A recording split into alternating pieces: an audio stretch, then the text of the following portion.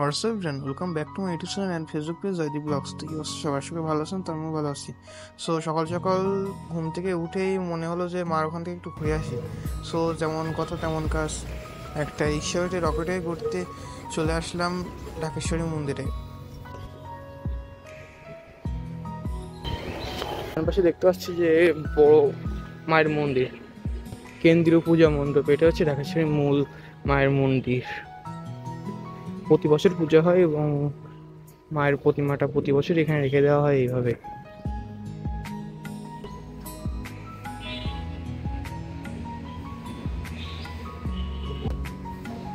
অনেকে পূজা দিচ্ছে সকালবেলা উঠে। আর মূল মন্দিরটা হচ্ছে ওই সাইডে, আমরা আস্তে আস্তে যাচ্ছি ওই সাইডে।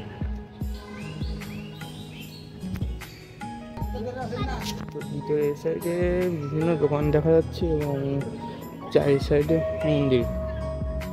এই সাইডে মূলত হচ্ছে 4টা শিব ঠাকুরের মন্দির, আর এইটাই হচ্ছে মূলত মায়ের মন্দিরটা। সো আস্তে আস্তে কন্টিনিউ। তো এই সাইডে একজনের শ্রাদ্ধ শান্তি অনুষ্ঠান হচ্ছে মেবি, আর এইটা হচ্ছে মূল মন্দির। এইটা হচ্ছে মার মন্দির এবং মার মূর্তি।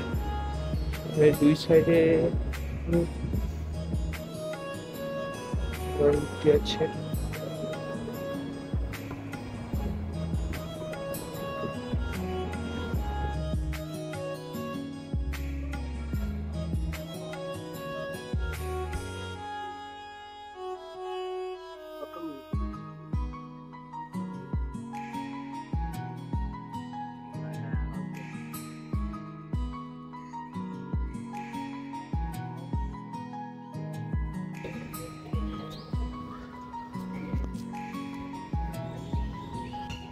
ঢাকাটা আসলে যেটা হয়, কারণ সব তুলতে পারতেছে না, যে ভিডিও করতেছি কি করা।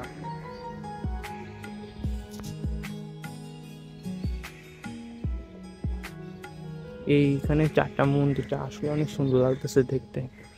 অ্যাকচুয়ালি 2 সপ্তাহের ভিতরে 2বার আসা করতেছে আমার ঢাকাতে, কারণটা না বললে খুব ভালো হয় আর কি।